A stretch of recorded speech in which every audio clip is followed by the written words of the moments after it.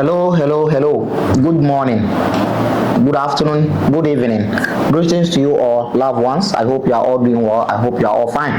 Thank you very much for sharing our videos. Thank you very much for commenting. Thank you very much for everything you have been doing to support us. Those of you supporting us behind the scenes, those of you supporting us far away, closer, we are really, really grateful.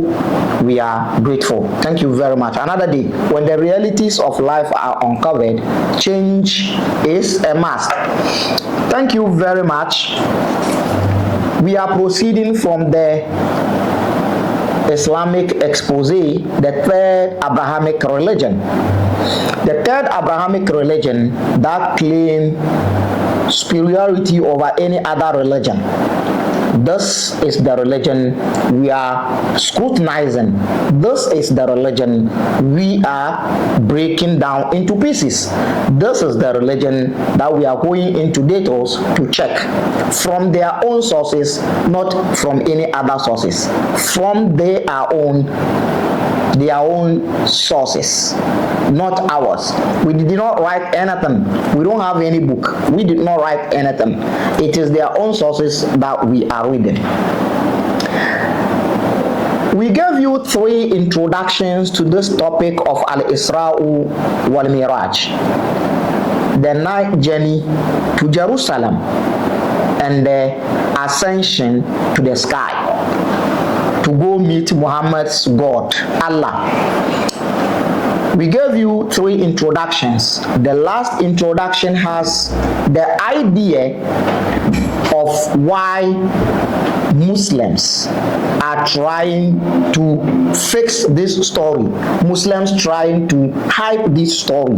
The reason why this story is fabricated. The reason why this story is concocted. The reason why this story is made so important to Muslims. It is hyped. People celebrate it, but yet still they do not know when it took place. The last part of the last video you watched was about the argument between Islamic scholars. Was this incident took place in a dream or it was physical?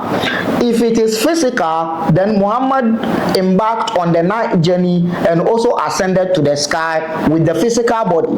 If it is a dream, then it means that it was only a dream and he was lying down on bed. But let me tell you, majority of the Sirah authors and even Hadith authors and majority of Islamic scholars are with the idea that this incident took place physically. So Muhammad traveled physically with the body. Meanwhile, there's a confusion. Do not forget, we mentioned to you in the previous video that because of that incident, there was a confusion on the day Muhammad died. On the day Muhammad, the fictional character Muhammad died, there was a confusion. What was the confusion? The confusion was that Umar was holding a knife, trying to put it on the neck of any Muslim that would say that Muhammad has died. And the point of Umar was that Muhammad was not dead. Muhammad was taken to the sky the way he was taken during the night of Al-Isra wal-Miraj, the night journey and also the ascension to the 7th heaven. This is what Umar was saying. So he says anybody that will say Muhammad is dead, I will chop off his head. I will cut off his head. I will kill him. In other words, I will kill him. From Umar's reason was that Muhammad was not dead, but Muhammad's spirit went out of his body to go communicate and have some conversations with his Allah.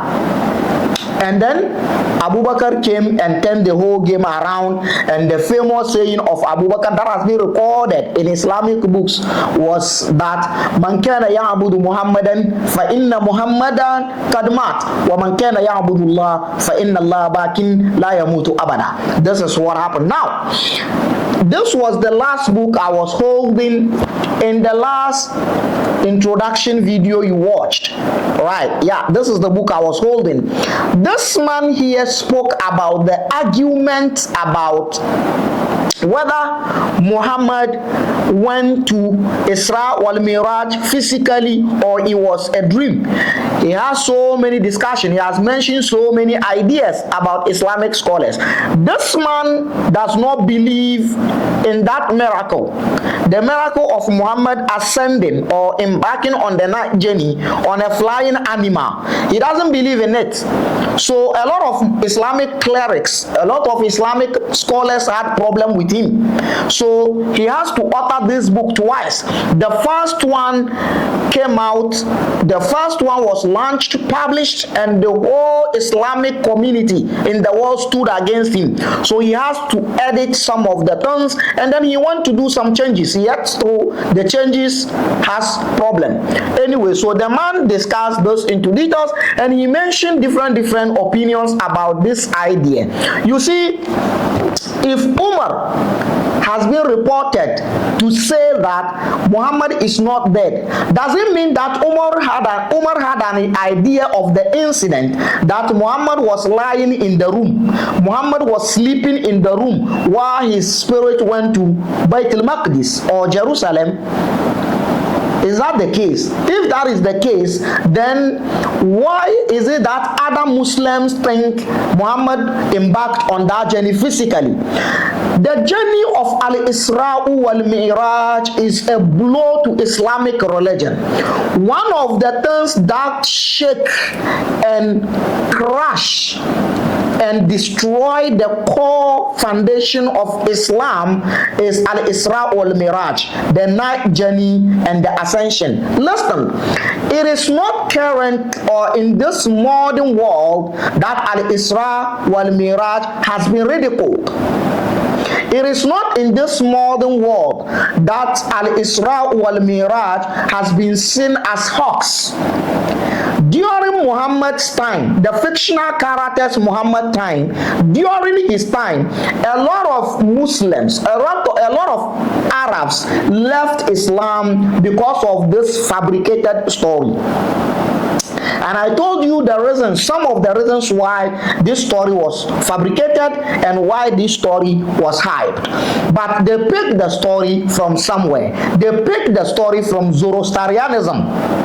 Yes, the commercial religion of Persia, modern day Iran. We will get there and we will read the terms, we will expose the terms Islam copied from Zoroastrianism, the old religion of Persians. We will get there. Now, if you want to read more about this incident, the argument of or the opinions and different argument of Islamic scholars about Muhammad's night journey and the ascension, whether it was a dream or it was with a physical body, the page of Hayat Muhammad Hussein Haikal's book, you go to page 205 or starting from page 203, 204, all the way to 205, 206, it is there. But I want to read something a little bit to you.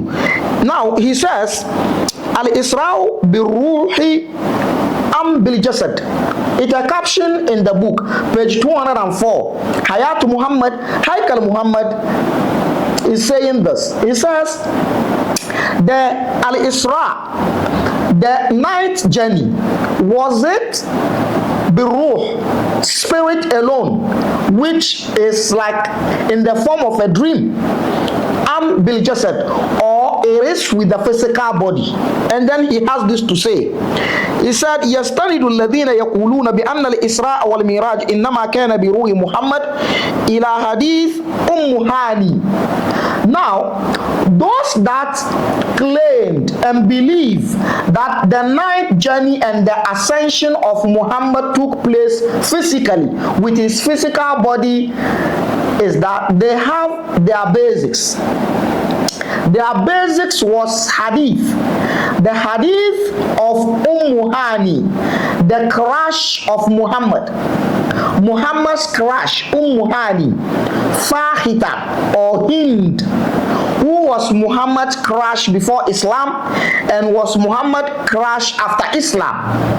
Her hadith is the basics point of those that think Muhammad embarked on this journey with a physical body. Her hadith was the fact, was the basis for them. He says, وَإِلَى مَا كَانَتْ تَقُولُهُ Aisha. And also Aisha said something. Aisha said, مَا فُكِدَ جَسَدُ رَسُولُ اللَّهِ وَلَكِنَّ اللَّهَ أَسْرَى بِرُوحِهِ. Now, Hani's hadith, Hani's report claimed that the night journey and the ascension of the fictional character Muhammad was with physical body. Muhammad's crash, Hani, was the report she gave was that it was a physical body that Muhammad used to embark on that journey and also ascended to the sky. To the contrary to the report of Aisha, Aisha says no. On the night of the journey and the ascension, Muhammad's body was not lost. Muhammad's body was not lost. Muhammad's journey was not lost on the night of ascension. According to Aisha, Muhammad's body was not lost. Now there's a problem here. When this incident took place, Aisha is a child, you know. Aisha got contact with Muhammad at the age of 6, where he married her, and at the age of 9, he consummated the marriage. This incident, even though there is no date, people say it happened a year before the virtual escape of Muhammad. Virtual escape of Muhammad from Mecca to Medina. Now Aisha is saying no, it was the spirit, so it was a dream experience. It was not a physical experience. So Muhammad didn't ascend to the sky physically. Now, another companion or disciple who joined Islam later, has something to say.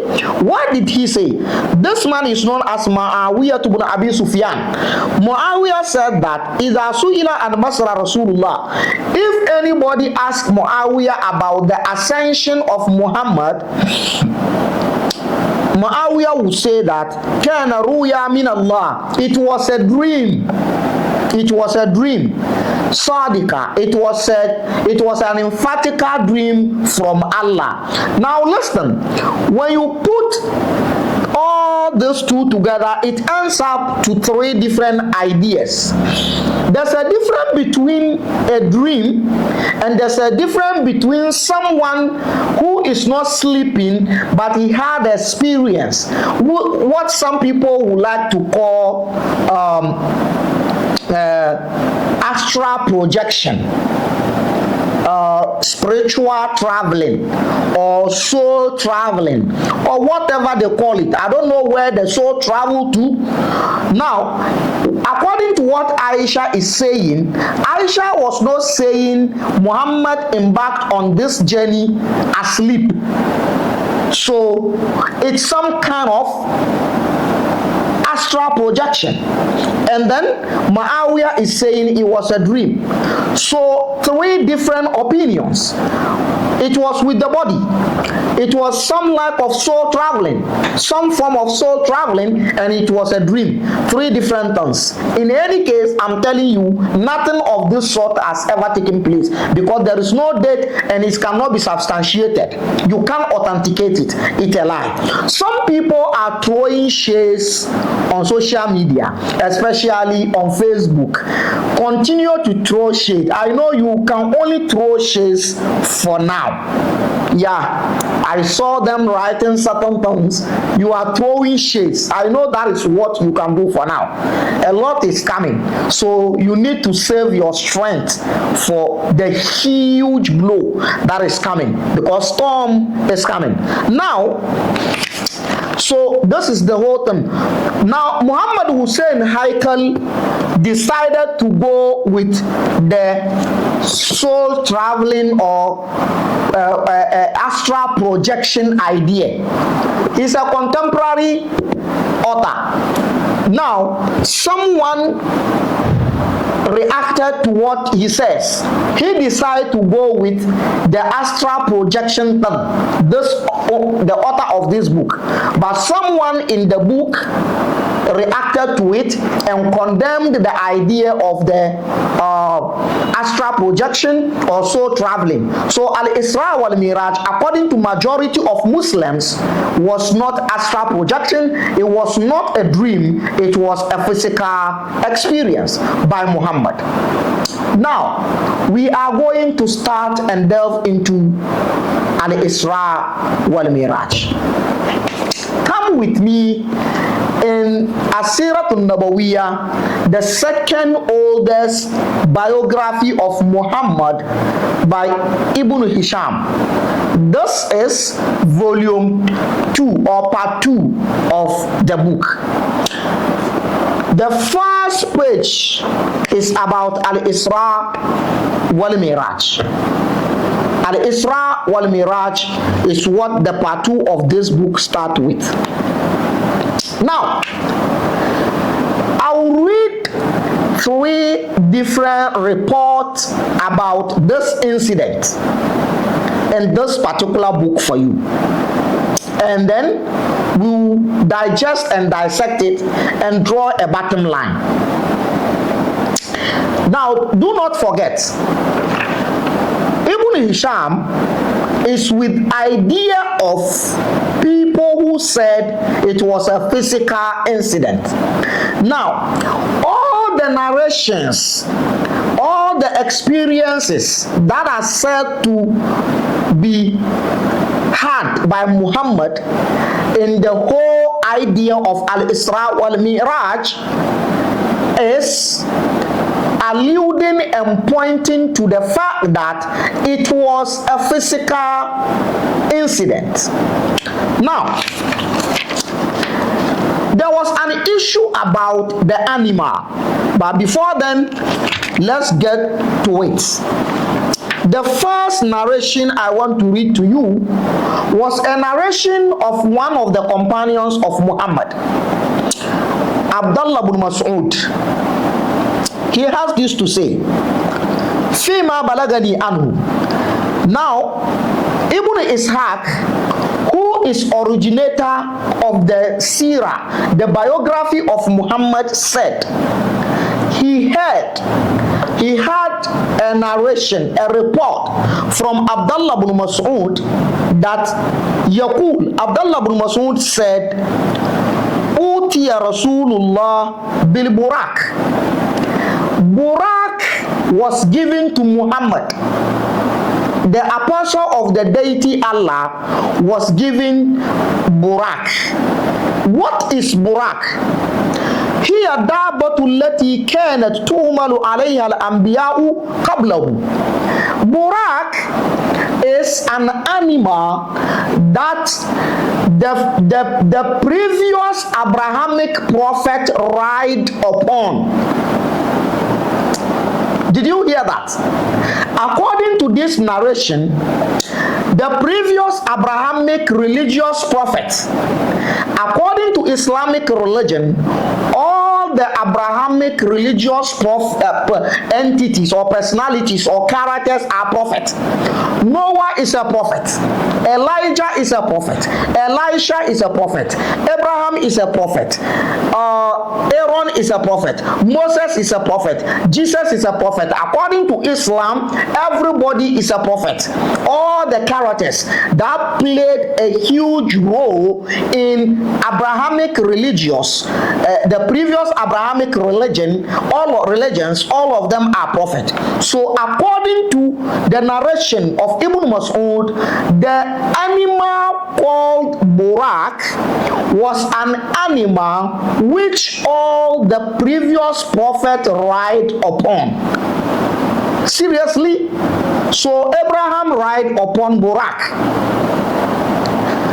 Noah ride upon Borak. Jesus rided upon Borak. This is the narration. You see, Islamic religion cannot stand. Yes, there is no way Islamic religion can stand without the previous religions. No. Just check it out. A Christian evangelist can preach the whole day without mentioning Islam, without referring to Quran, without referring to anything of the Quran. But it is hard for an Islamic scholar to preach without referring to Judaism or Christianity. Islam can only stand if Christianity and Judaism are standing. Pull down Christianity and pull down Judaism, and Islam is gone. The soul spirit, the soul energy, the core energy that is holding Islamic religion is Judaism and Christianity. Now, why do you want to say that all the previous Abrahamic religious prophets, you want to call them prophet or whatever? We don't give a damn. We don't give a shit about it. Pardon my manners. But why do you want to say that the animal that Muhammad rided upon to Jerusalem was an animal that all the previous prophets rided upon? Why can't you leave them out? Now, if you are asked as a sheikh or ustaz or malam or shehu or mukaddam or murshid to provide a proof that Jesus has ever ridden upon the flying animal known to Islamic world as Borak, can you provide it? If you are being asked to provide a proof or evidence that Abraham or Moses has ever ridden upon the flying animal that is known to Islamic world as Borak, can you do that? What is your problem, Muslims? What is your problem? Why can't you be in your lane? Anyway, let's proceed. So according to the narration of Ibn Mas'ud, Borak, the flying animal, is an animal which the deity Allah has been preserved for the riding and flying of the previous religious prophets. Listen. He says, now, this is how the flying animal work. This is how the flying animal moves. The legs of the flying animal lands where her sight reaches. Where the sight of the flying animal known as Borak, where her sight ends, that is where her leg ends. So it jumps. The flying animal jumps. That is how it works. Let's proceed. Now he says, Fahumila alayha. Muhammad was taken upon that animal. Fahumila alayha. Muhammad was taken upon that animal. Thumma kharaja bihi sahibuhu. And his friend, the entity called Jibril, went out with him. Yara al-ayat, and he was seeing ayat, the signs, fima bayna samai wal ard. While flying on the animal, he was seeing the signs between the sky and the earth. Okay, hatta intaha ila Baytul Maqdis, until he got to Baytul Maqdis, Jerusalem, the house of purity, or the holy house, or the holy city, Now, the holy city, which is in Jerusalem, is another problem. Now, when Quran wanted to capture this incident, Quran captured it in Quran chapter number 17 verse 1. And the verse goes like this: Subhanalladhi asra bi abdihi laylan min al-masjid al-harami ila al-masjid al-aqsa alladhi barakna hawlahu. Masjid al-Aqsa is the name given to the location. Masjid al-Aqsa, the farthest mosque. Was there any mosque over there during the era where this verse was revealed? No. No, there was no mosque. Now, Bait al-Maqdis is not a mosque. The Holy Land or the Holy City is not a mosque.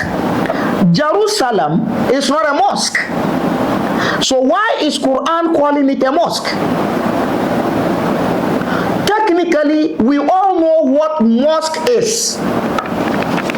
So, who is lying? And why? Why? The current mosque you find there today, currently, the mosque you find there at Jerusalem is a mosque built by the Umayyad dynasty. Abdul Malik ibn Marwan built it under the supervision of his son called Walid. Umayyad dynasty, the year intervals between the ruling of Umayyah and the death of Muhammad is very vast. There was no mosque there while Muhammad was said to travel over there. When the verse was revealed, there was no mosque there. Why is the verse saying Masjid al-Aqsa? Who is lying? Is it Allah that is lying, or Muhammad, or people that documented the Quran are the people lying? Who is lying? Why a mosque while there was no mosque there? Let's proceed. So, Bait al-Maqdis, the holy city, Jerusalem, or the Holy Land, it's a premises. The Holy Land, the holy city, is a compound of Jerusalem. There was no building. There was no any structure over there at that time. But listen. Now, فَوَجَدَ فِيهِ إِبْرَاهِيمُ الْخَلِيلِ. Now, when Muhammad got there on the flying animal, he saw Abraham. He saw Abraham. Wa Musa. He saw Moses. Wa Isa. And he saw Jesus.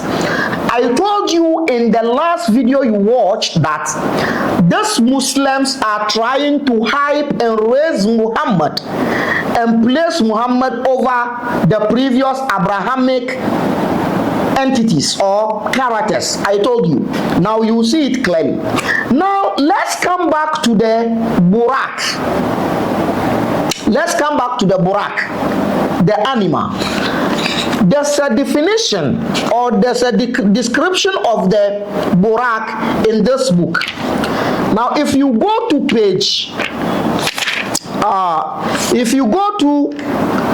page 7 of Asiratun Nabawiyya Ibn Hisham, page 7, there is this description here.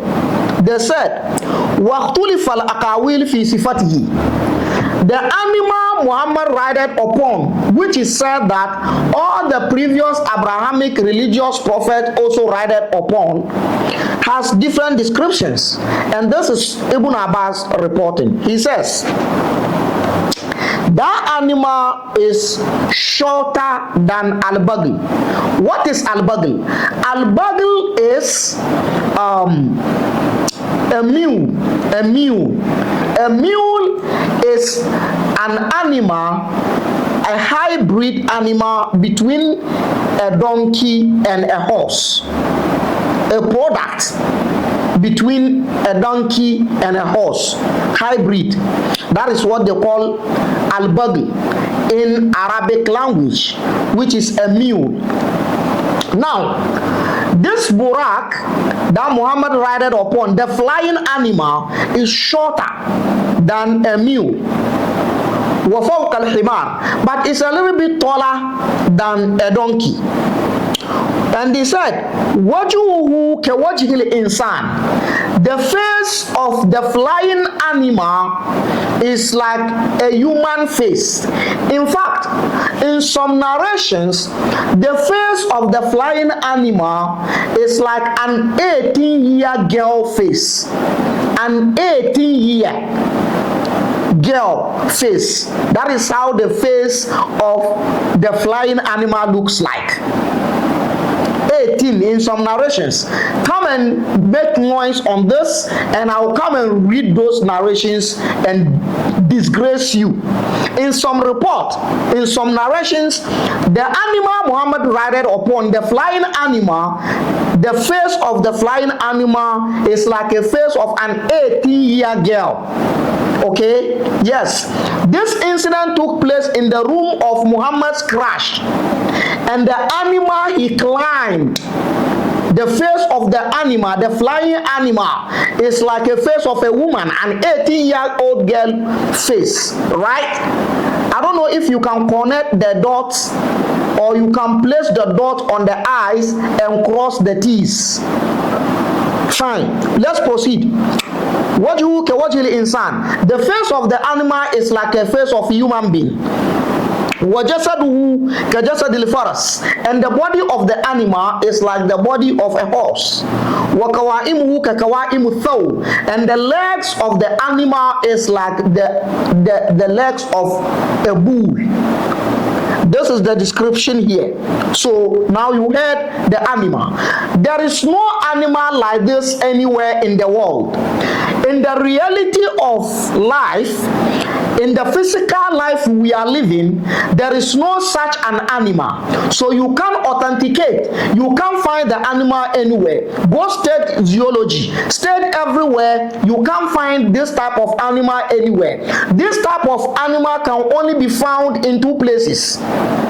This type of animal, this flying animal, can only be found in two places.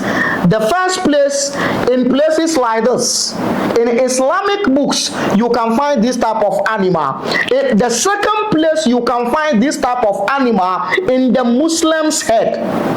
The dead-ass Muslim, the Arab-ass Kisa Muslim, the African Abdul Muslim is where in his mind you can find such an animal. So in a real life, such an animal is nowhere to be found, but you can find that animal in the head of a Muslim.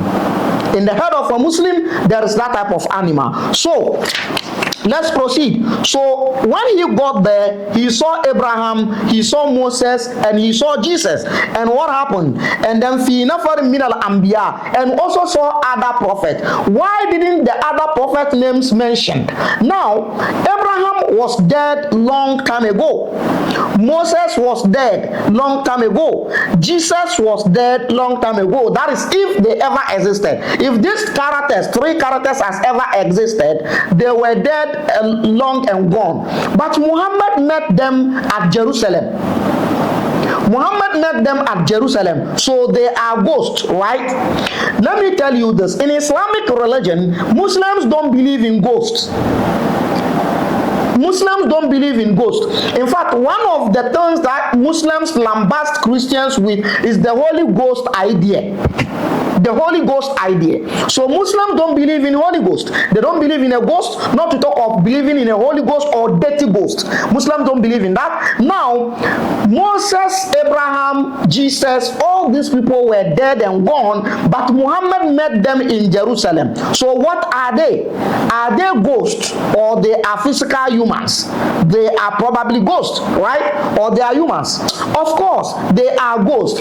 Islam does not believe in ghosts, but the prophet of Islam is meeting ghosts. Now let's proceed. He met them. All of these three and other prophets were putting together for Muhammad. فَصَلَّ بِهِمْ, and Muhammad led them in prayers. Now you understand. Now did you start to perceive and understand the superiority and the hype Muslims want to hype Muhammad above the other Abrahamic prophets, the so-called Abrahamic prophets, right? He led them in prayers. Which of the prayers? Because he is on the way to collect prayers. So which one did he lead these people to do? Which of the prayers? And what did he recite in that prayer? Nobody talked about the verse he recited. Now, and then he prayed for them. And then 3 different caps or bowls were given to him. And these bowls contain what? Laban, milk. We don't know which type of milk, whether it is cow milk or camel milk or goat milk or sheep milk, but milk was given to him in a bowl.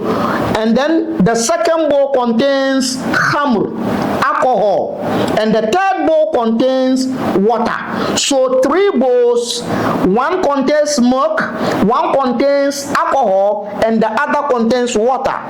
And then what happens? فَقَالَ رَسُولُ اللَّهِ, and Muhammad said, the apostle of the deity Allah said, فَسَمِيتُ قَائِلًا يَقُولُ, and I heard someone was talking to me in my ears that in أَخَذَ الْمَاءِ garika wa garikatu ummatuhu. If Muhammad picked the bowl with the water and drank the water, his followers and himself will be destroyed by water. And he said, wa in akhadha al-khamr, if Muhammad picked the alcohol, gawa wa gawat ummatuhu, Muhammad will be lost, Muhammad will go astray, and his followers will go astray. Wa in akhadha al-laban, and if Muhammad takes the milk, hudiya, he will be guided. Wa hudiyat ummatuhu, and his followers will be guided. Was Muhammad rightly guided before he was born, or it is now that he's going to be guided? Well, this is the information in the hadith. Let me complete the hadith for you, and we call it a day. فَأَخَذْتُ إِنَاءَ اللَّبَنِ, and Muhammad said, I picked the bowl with the milk, فَشَرِبْتُ مِنْهُ, and I drank the milk. فَقَالَ لِي Jibril, and the entity Jibril said to him, Hudita, you are guided, O Muhammad, wa hudiyat ummatuk, and your followers are also guided.